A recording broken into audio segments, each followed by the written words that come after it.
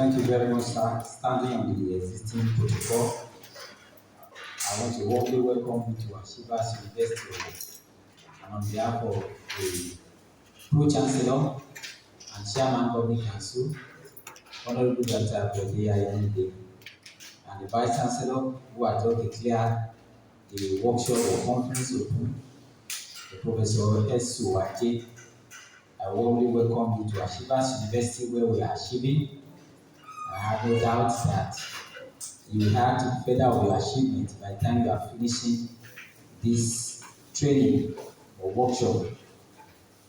Let me appreciate the opportunity I have to deliver this topic as one of the resource persons for this special program. And the topic I have to address is administrative procedures, minutes, memo writing, and file management. It is expected that everyone seated here, you have something, you have an information, you have a deposit of knowledge already, and to facilitate learning and to ensure too you have value to what you already have or what you already know. So we'll be discussing administrative procedures, minutes, memo writing, and file management. I'm thrilled by the theme of the training, skill enhancement as a prerequisite for functional security management. I'm glad the State Commandant mentioned that if you don't go places or if you don't go out, you can't go places, you can't move far. And we are in the era of knowledge economy, where on daily basis you need to be adding value to yourself. Training or learning starts from birth to death. The day you stop learning is the day you start dying. So it is important, irrespective of your position or status, you must keep learning. And that's the importance of this kind of training. Just for this first quarter of the year, I've spent over 300,000 naira or so on self-development, to upskill myself, add value to myself, even when no one is sending me to do that. But I think going online program, attending conferences, workshops will be of help to me. And that's why you are here to take advantage of this training to add value to yourself. I said that we are in the era of knowledge. Knowledge is power. What do I say? And looking at this, I know some people that don't use Google, like myself, they can cite this and already salivating about what you are saying. What can you say here? Somebody is thinking about this can be transferred to his account. Fantastic. But let me say that when you have knowledge, well equipped with information, you will drive money to your account, to yourself. When you are well informed, you will not be deformed. And that is why, among other things you'll be considering through this workshop, take them very seriously. They will add value to you. When you are better off, you will be better placed in terms of promotion, in terms of the opportunity. And that is why I repeat by saying knowledge is power. And doing your best will bring you the best. This is just an icebreaker. Let me continue and address the important thing we want to talk about. Administrative procedures, minutes, memo writing, and the file management. I'm an educator, a trainer, and looking critically what you want to gain at the end of this session.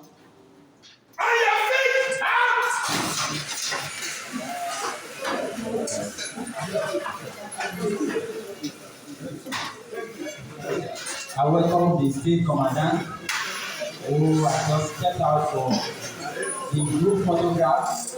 You are welcome, sir. I think I salute. I've been seeing people saluting today. So I should do well to salute. Thank you very much. Okay. Just a recap, I said that we are here to address administrative procedures, minutes, memo writing, and file management. And I said very critically and very importantly that knowledge is power.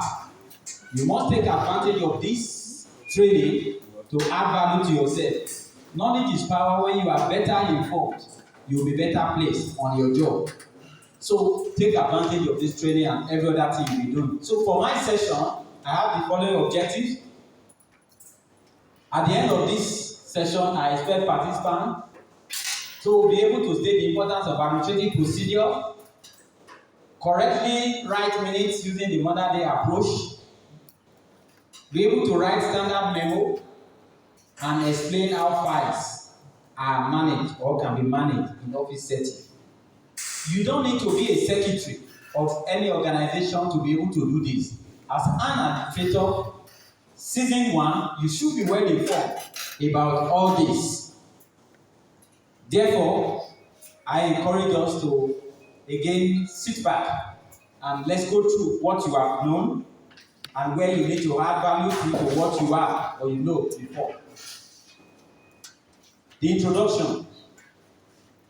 Administrative procedures in organization help management to make decisions that better serve everyone without exclusion. To be ensured there is fair treatment for all. That's the essence of administrative procedure. It allows to ensure that there is structure. And so, what's the definition of administrative procedures? Administrative procedures are a set of or system of rules that govern the procedures for managing an organization. We say they are set or system of rules that must be in place. So it is not that it is changing because the state commandant that is here now is from Ondo State or from Abuja. When you change the system, you change the rules are there to govern and to ensure fairness. So that is that, and you see the hierarchy. By the time we started, when the state commandants came in, you see the salute and that's part of the administrative honor, administrative regard, administrative procedure. So, what are we targeting? As we look at administrative procedures, they are meant to establish 1, efficiency, consistency, responsibility, and accountability. Efficiency, consistency, irrespective of who is handling the job, irrespective of who is the commander, irrespective of who is the officer in charge. For consistency, responsibility, and accountability. So when there is structure, it is expected at a time what a particular officer is expected to do in an organization. So special notes on administrative procedure. It must be, we must remind ourselves that there are formal rules enacted by the organization, not just by an individual based on his interest, just by the organization. Formal rules, formal. So not just titles of this is what we want to do. Of course, there will be formal and informal, but when we talk about this, it must be structured. The rules are objective and usually written in order to ensure consistency and fairness. And a perfect example of such is your handbook when you are employed. You have an handbook or a manual to guide your activities, to guide your service. That's an example of that to show if you are going on leave, how do you go about it? If you are taking permission, if you want to go on retirement, when it is time for this or that. So there are laid down principles to follow. And let me say this, using this arrow. You see this arrow facing up and this arrow facing down. From this shows from top management. Directive goes from the top management down. The general commandant will give order from Abuja and it goes down. An officer that is just recruited cannot give order to even the state commandant, not to talk of the general commandant. So what an officer, the lower cadre, can do is to provide information. So you send information, whether through memo or whatever, you send information or report on what is happening in your unit. You send information upward. But directive and information can come from upward. So you obey the order given from above. So in administrative system, when order is coming from below, that's an example of anarchy. Order is to come from above. So that is that about administrative procedure. Now for this, let's remind ourselves the importance of administrative procedure. One, they provide objective set of rules by which an organization is governed, such that if any man, anybody assumes that office, there's a pattern, there's a constitution, there's a format, there's a roadmap to follow. They help establish the legitimacy of management action by ensuring the application of management rules to ensure objectivity, fairness, and consistency. Then they help to ensure that managers or the administrators are held accountable for whatever decisions or procedures followed. So these are the advantages or the importance of administrative procedure. Now for this session, I have to look at minutes, memo writing, and file management. Sometimes these are simple as they are. There could be administrative blunders. There could be administrative blunders by individuals if not well informed or equipped in handling this. So let's start with minutes. Minutes, also known as minutes of meeting or protocols or informally notes.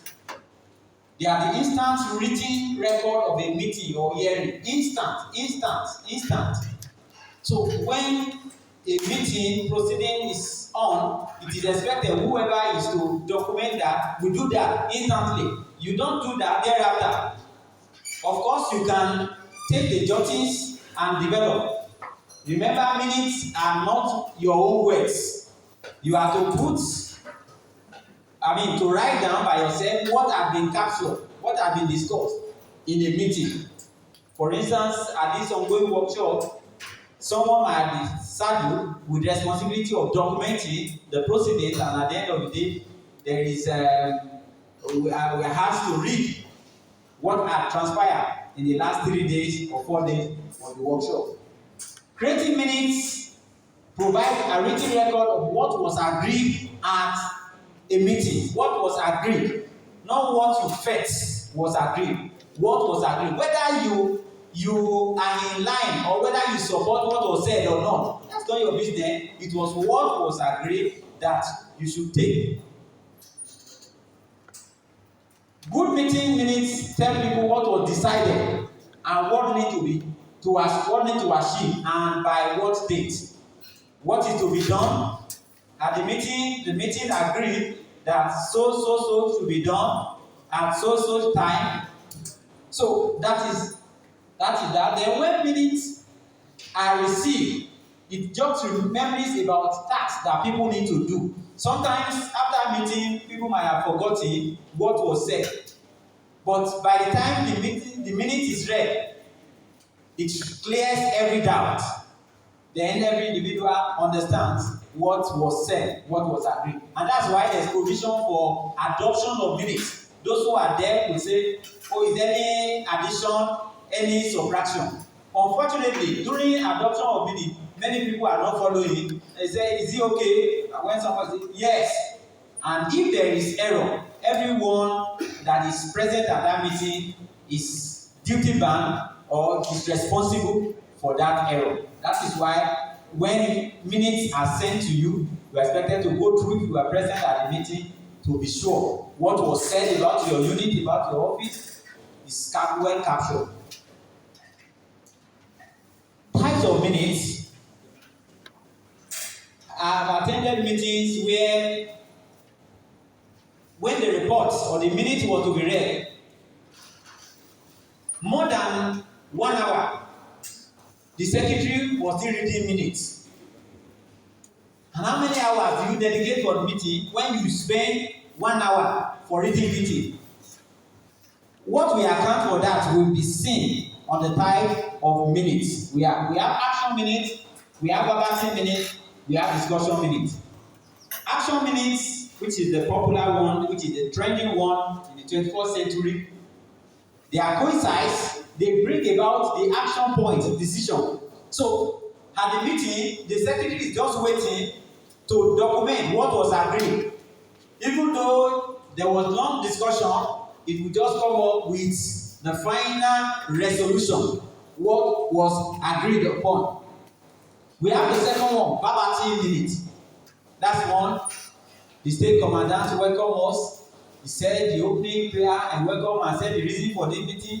And thereafter, even the people capture when he was saluted by the, and then verbatim, everything, word for word.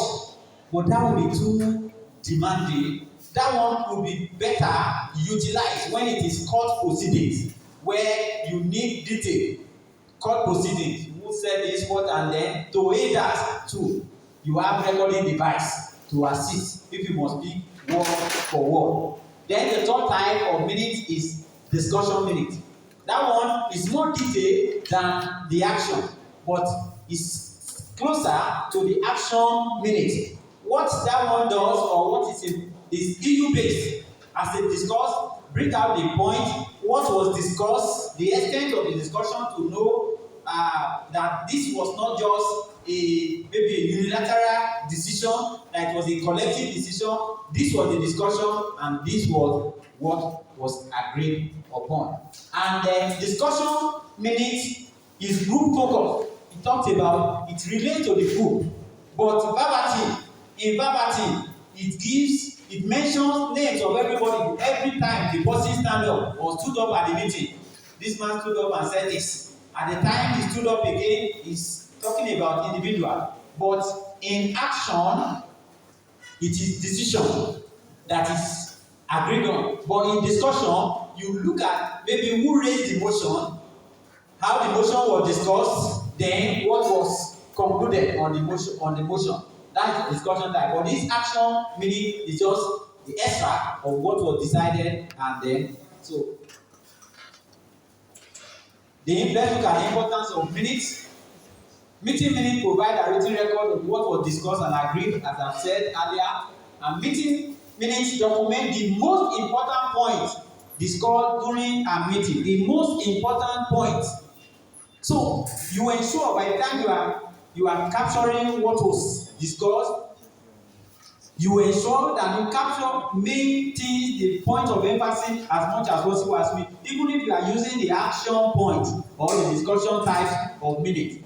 Then they serve several purposes, such as informing absent members of discussions and decision made. Mind you, if we have 1 or 2, 3 people not present, does not make whatever is decided is binding on those absent. So the essence of minute, even sometimes you might not be at the meeting, reading through the minute gives you overview of what was discussed and what was agreed upon.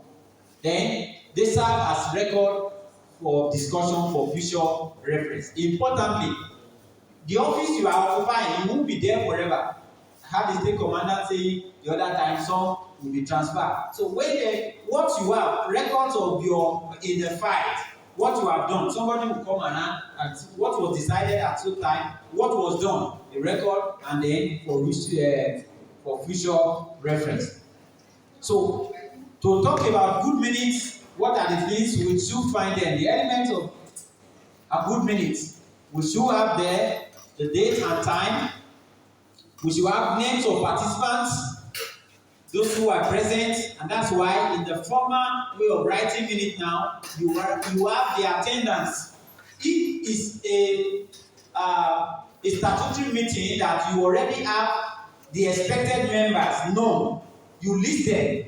So each time they are present or absent, you just indicate maybe by asterisk, absent, and so just from a general look, you can identify who has been consistently absent or present at meeting. Therefore, you can use that too to make decisions about individuals in the organization. So if the person is talking, you look at it that from references, from minutes, this individual has not been present in meeting, he is talking off record. So you have in minutes, you equally have the agenda. You have agenda to look at, you have the purpose of the meeting, you have the topics discussed, you have action items, you have the next meeting, you have adjournment closing, then supporting documents. If you are looking at from the purpose of the meeting is linked with the agenda, because every meeting there must be a reason for meeting. Sometimes when you are sending a note, if it's not a statutory meeting or if it's a statutory meeting, there must be agenda, the purpose for that meeting, and then importantly the topics discussed. These are the main agenda, the main business of the day.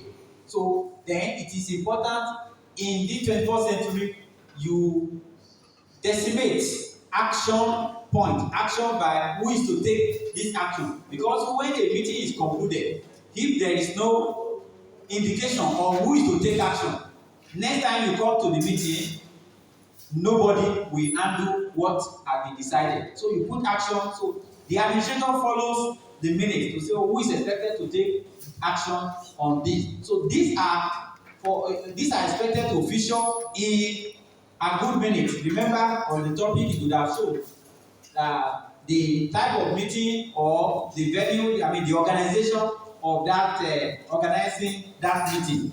So we have the supporting document. Sometimes maybe the financial secretary has presented reports attached to the report, or at the meeting an officer that has gone to the field has brought a report, so that report is attached to the meeting minute. You don't have to start writing all over what the officer has captured. You summarize and say as attached, and then these are the supporting document. So let me just talk about agenda. Remember I said agenda is one of the elements of good meeting, but importantly we must learn how to raise or to organize good and successful meeting.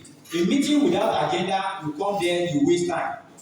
There must be agenda. If not, everybody will come around, and if you have not raised agenda for that meeting, it is important before the meeting starts, you agree on the agenda for discussion, and every other thing to come under AOB. So an agenda is a list of meeting activities in the order in which they are to be taken up. Some people at a meeting, they can, as you are discussing one thing, they can jump to another thing. But when there is agenda, they can look at the agenda under which does this come up, so that you don't start discussing, having open discussion. It must be close-ended through agenda. You are guided by agenda. I just put something there just as a guide for agenda of meeting. Understanding agenda of meeting will assist in taking minutes. Because if you are writing minutes, your minute taking must follow the agenda. You can't start with opening and then going to AOB, coming back to write on apology or how the minutes were adopted. Your minutes should follow the agenda. So if you are the secretary handling meeting, you must follow the agenda. So it usually includes one or more specific items of business to be acted upon. So what that's agenda of meeting. And then to have meeting, of course, we must learn how to call a meeting to order. We come at different times to meeting. A meeting that is to start at 10, some might be there before 10, so they are coming in. As everyone comes in, you have form of informal interactions and whatever. So there are different ways of just calling attention to meeting. Oh, ladies and gentlemen, they will start the meeting. Oh, we have quite a number of things to do today. Let's call the meeting to order, and that the agenda is rolled out, if that is circulated ahead. So the secretary to write the minute is already aware of the flow. So, like I put in element of minute, I just put in bullet the name of the organization, name, date and time of the meeting. If we have apology from any individual, it must be captured. Who moves the motion? If we have corrections or amendment to the minutes, it will be well captured. Then decisions made. Then importantly, if there are issues that have to involve voting or when there is discussion, it must be captured. There were 20 people at the meeting, and then it was decided 16 voted against 4, and therefore it was resolved that this. And remember, your minute taking must be in the past tense. Everything you write will be in the past tense. So I go to, let me just show example of the minute writing. Minute writing. Show, let's see example of minute in the modern day. There are ways of in writing. Sometimes you want to make correction at meeting. Rather than saying, oh yeah, go to, and you are looking at the second to the line, go to the bottom, go to, you just have ways of showing so that you have from lines. You have from the lines and say line 1, line 10, this point. Just press this. So you have from, you have on there the line. You just show, indicate from line 1, you show from line 2, and so easily you can correct. Just you have to escape from the PowerPoint. Okay, I will show as part of the attachment of the material to students, just to show when you have minutes. Example of a formal way of writing minute. You have to escape from the PowerPoint first before you. This point. Okay, during interaction I will handle that myself. Go back to the PowerPoint. Go back to the PowerPoint. Go back to the PowerPoint. Okay. Leave that. I'll come to that. Handle it myself. So that was that about features of minutes. I said that in your minute you have been indicated by lines so that easily anybody that wants to correct can say line 1, line 10, line 20. So with this, easily corrections can be made, and then your minute must be continuous. Since it's not a standalone meeting. If you is statutory meeting you met last week, you are continuing, so you must start there.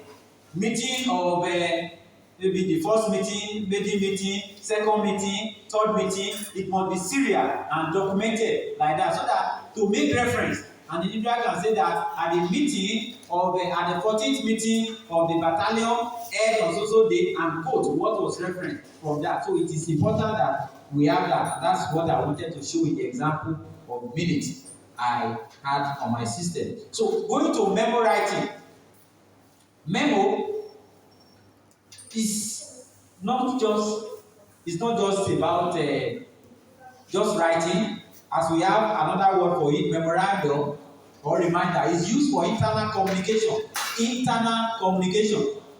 So within the system, the commandant wants to send information or directive.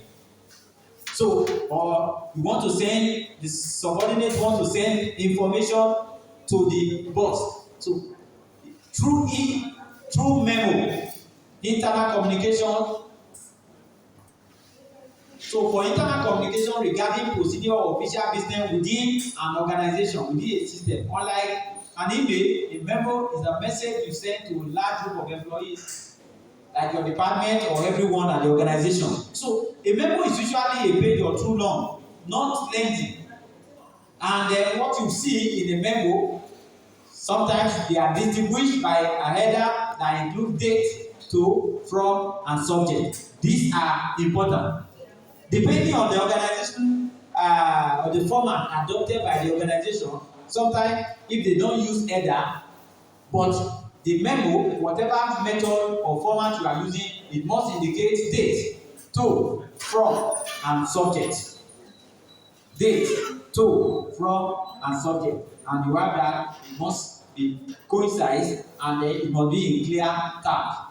I have an example of the memo. I will show that.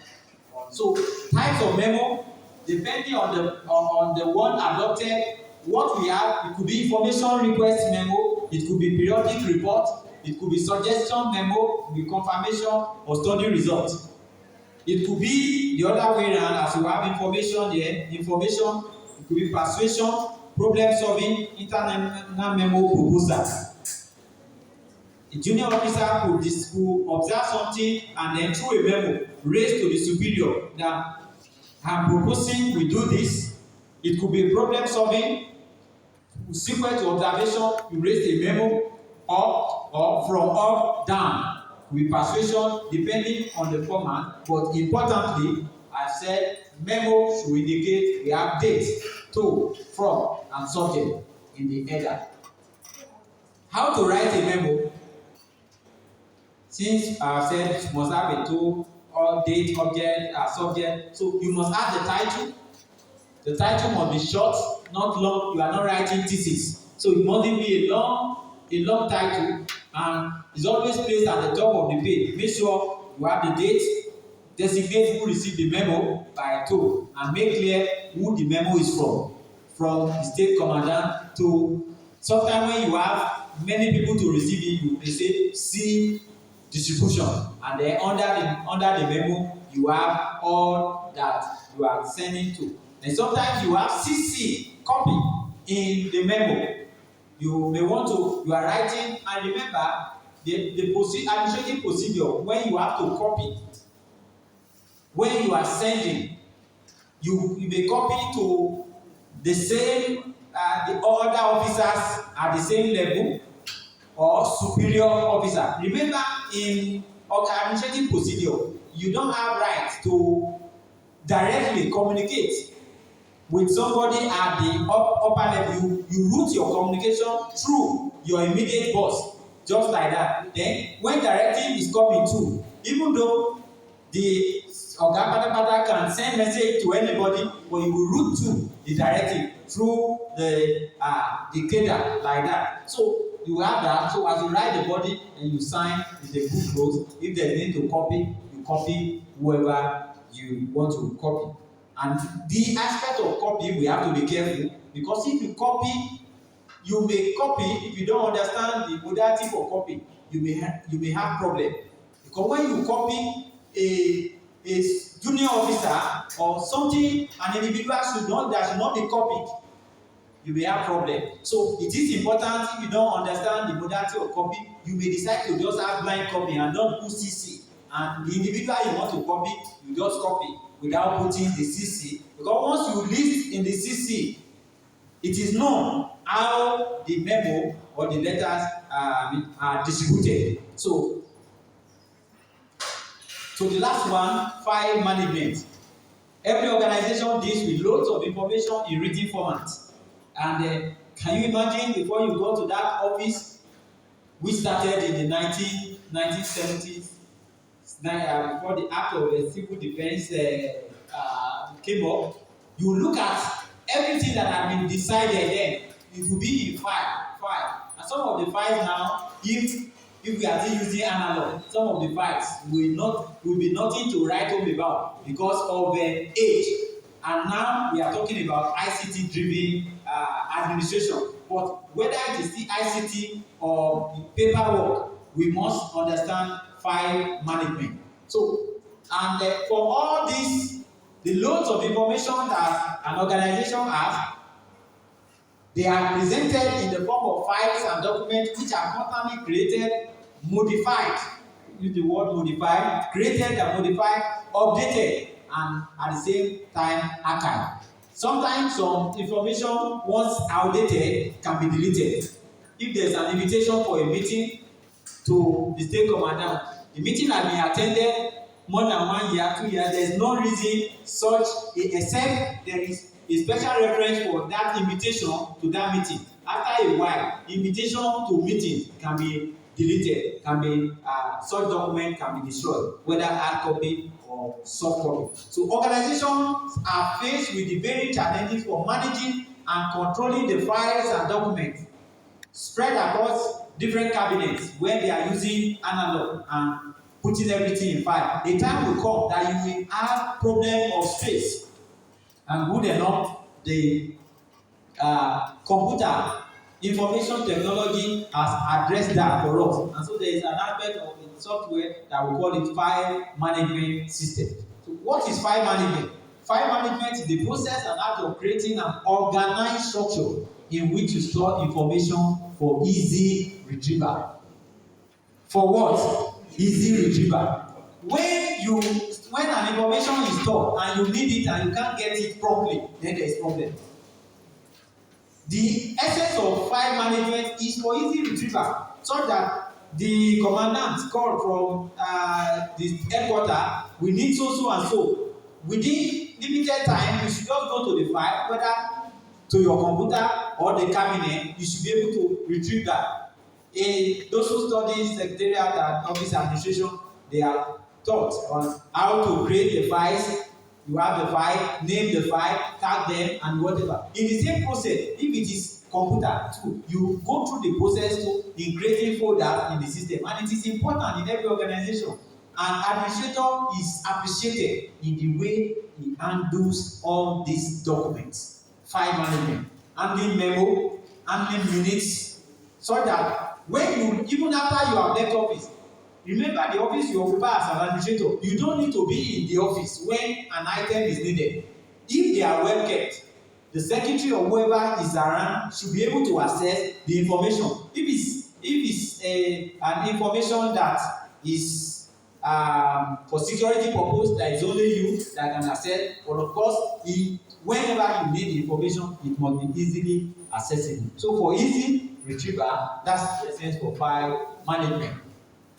So what are the skills required for file management? Keep your files organized in folders in a logical hierarchy, whether on the cabinet or on the system, so that at a click of the button, you know where everything is when you need it.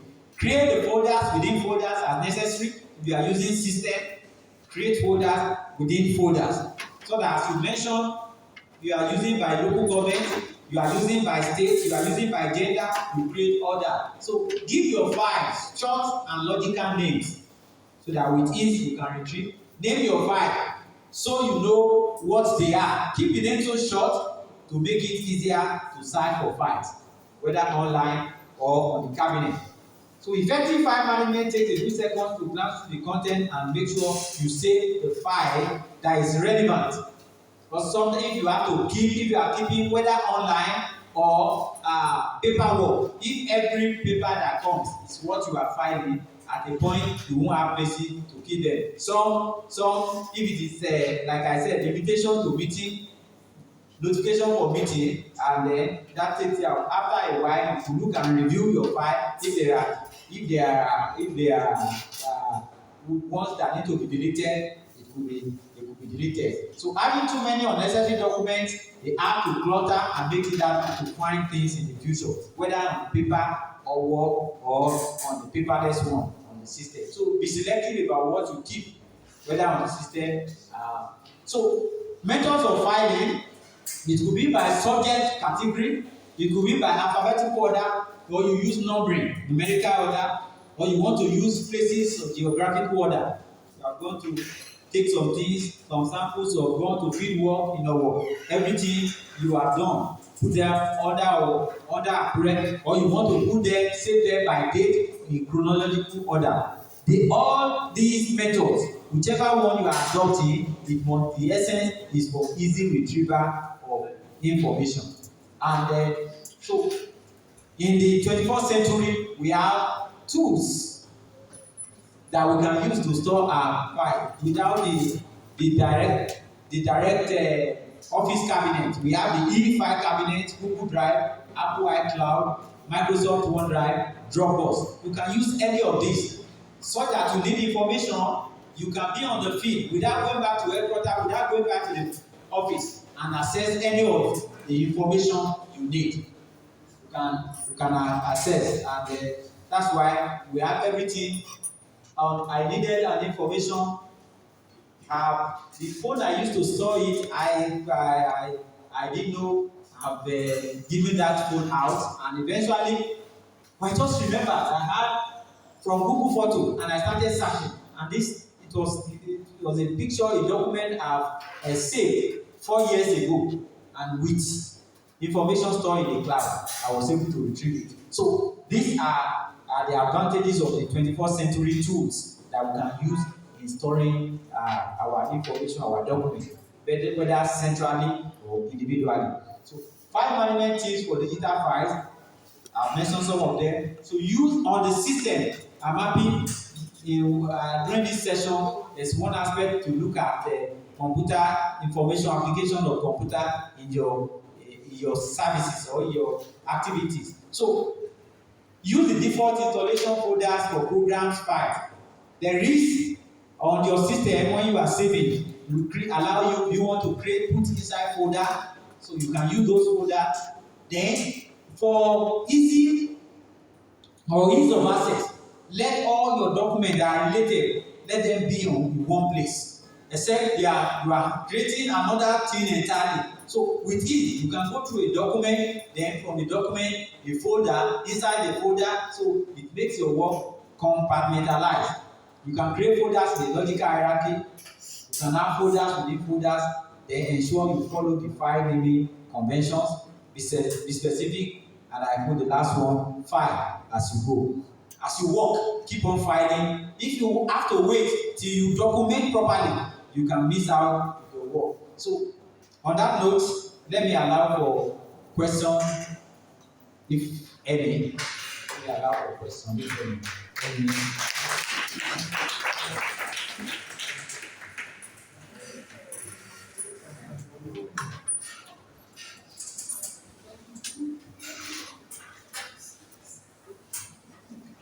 Thank you, sir. Please, if you have any question, please let's signify so that I can bring the mic to you.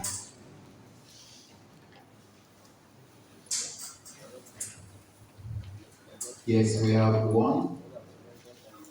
Please, any other person? Okay, the state commandant also has a question. Two. Okay. Sir, are you ready?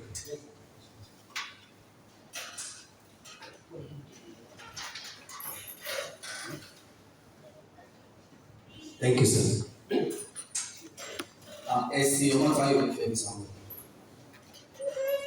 Sir, under this type of minutes, we have action, verbatim, and discussion. Sir, is it possible for us to combine the three when we are writing our minutes? Question noted. Yes, sir. Can I answer that first? Okay, let me quickly address that. By the time you are picking verbatim, you are indirectly capturing the three. But the challenge of verbatim, if care is not taken, because you are reporting everything, and people who want to read, because the essence of minutes is for action based. If you have to report what this one said, when this one said it, how this person reacted, and so you get lost in especially this day when after meeting or minutes are written, you have the administrator to bring out the action point and send to those who were present, so that they know this one is to be done by them. So the three can be combined, but for verbatim is time wasting. I said the best for verbatim will be court proceeding or where you need detail, and that one you could use tape recorder to have that and deploy the discussion method or the action minute time. Thank you. Are you okay with that? You're bringing question outside question. Sorry, permission to take this question, sir. Good morning, sir. SC Aluminum until now. It's personally. You made mention that a memo can be from up to the subordinate, and a memo too can be raised from subordinate to up under which conditions? Like if I'm writing, for example, if I'm writing my leave pass, is it a memo? Does it falls under memo? I want to know in category about which a subordinate write a memo to the superior. An example, sir. Okay, thank you very much. Ordinarily, if you are going on leave upon there are administrative procedure, you are generating that through a letter, not through memo. It is when your letter comes. If, for instance, we have in your department there are 4, 5, 6, 7 staff going for, and your boss has said, let us add a leave roster, and you are generated and you have indicated when you prefer your leave, when you. So with a memo, you can now write further and say, find attached under me this and this for there. So to apply for that, you want to apply for loan, you don't do that through memo. You will need some clarification for memo, actually, which has to do with to official in terms of the day-to-day runnings or activities of the organization. Now, information, for instance, the superior who are observed or something from, he could write and raise observation memo and the title observation within our organization, and then we could write that as memo. Then if there are supporters, sometimes you write memo and you attach documents. You can attach document. Remember, memo should be coincide. You may use it to introduce attachment, but memo should be coincide. At most, not more than 2 pages. Mostly, it is 1 page. So when it has attaching document, so there could be reports. Reports could be generated as information or through memo. But mostly, it is purely administrative of day-to-day runnings in the organization. Any other question? Thank you very much, sir. We have the last question for this section. So I attended a language clinic where it was argued. Please, sir. Ask your question, sitting down, sir. No, sir. Thank you, sir. Where it was argued that minutes of last minute minutes of last minute meeting was no longer read. Minutes of the last meeting were read because minutes is in plural. Again, they also brought out some issues like trousers, which is permanently in plural. Like it's no longer correct to say my trousers, bring my trousers. My trousers is on the bed. The trousers are on the bed. Give it a piece. I don't know what your take is on this. But it will be correct to say the minutes of the last meeting were read, or the minutes of the last meeting was read. That is number one. Number two, sir, I also want to know whether there is any difference between adjournment. What I am reporting as the secretary. I said the meeting was adjourned, or the meeting came to an end. Somebody argued that the minutes can only be adjourned when you have pending issues. If you have dealt with all the issues, then it should be the minute that has come to an end. I just want to clarify. Thank you very much, sir. I'm happy to take over the scholar. He's asking questions as a scholar. And I was so thrilled too by his response to the vice chancellor of the other time. The school of thought, different in that language is dynamic. As we are busy of minutes, when the scholars will come together, the grammarian to say and look at minutes and meeting. It's just like when there are a word, for instance, information is a big word that is loaded. Information, you don't have plural of information. You say informations. You say information and use the word is. Minutes. So minutes, as we have it, so we have some school of thought that believe that you should use the minutes were read. But it is taken as a singular. If you are referring to one meeting, it will the minute was read. But if there are times you take meeting, you did not read the last minutes at the last time, and you have to take 1-2 minutes of meetings at the same time, you can now say minutes were read. So that is the most agreeable or agreed part of usage of minutes and minutes. Just like the word fish and fishes. When you use fishes, it is expected that there are different types of, you have tilapia, you have falana, you have this, when you say fishes. And when you say fish, whether it's 100 pieces of titles, it's still fish. Do we get that? Then the other aspect, adjournment too. There was a school of thought too that ideally you adjourn meeting when you have not, of course, there should be agenda. Sometimes when there is an agenda, you have agenda for the meeting, you may not exhaustively treat those meetings. And that's why there is room for adjournment. If not, people can collapse at meeting. You can't have endless meeting. You could say, let us adjourn. Somebody motion for adjournment. So from there, the meeting continues. On the other part, if the entire meeting, meaning on the whole thing has been, then you are moving the motion that the meeting should be brought to an end. But a statutory meeting never ends. For instance, the meeting, Senate meeting, which I belong, we continue to have Senate meeting every last Wednesday of the month. So it's a recurring meeting, and because it's a recurring meeting, you can conveniently use the word too. We are adjourning to the next statutory meeting. But for a one-off meeting, ad hoc meeting, you can move the motion for the meeting to be approved. But maybe all state commandants in Nigeria, they meet every once in a month. So when that meeting, even when they have concluded the meeting, what they are meeting, because they will continue to have recurring issues, they can adjourn to the next meeting because it's a statutory meeting. But for a non-statutory meeting, once you exhaust such meeting, you move motion for closure. Are we together? Thank you very much. Thank you for listening and thank you for the audience. So this is the example of meaning like the other time said attendance. When you have the attendance, you just see.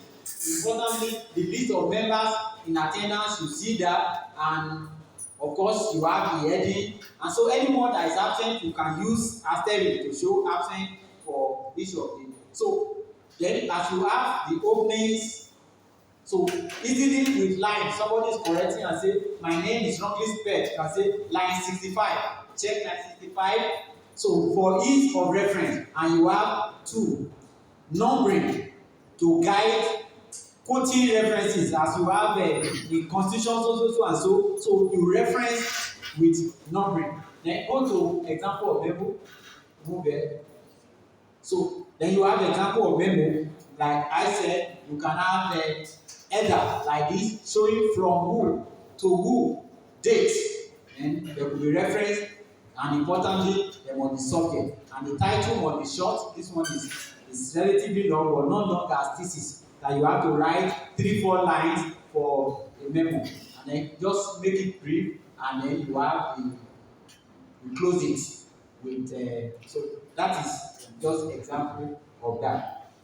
Thank you very much once again for the audience giving to us or to me from the university to answer a part of this. And let me just conclude by saying that a seasoned administrator is known. Let's put it from current slide.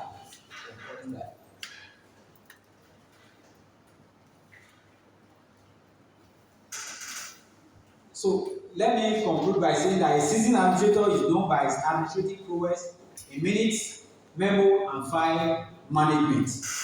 Excellence comes with a price. Only those who understand his work can pay for it. Go and practice excellence in administrative practices as you grow from here. I wish you all the best. Thank you for listening.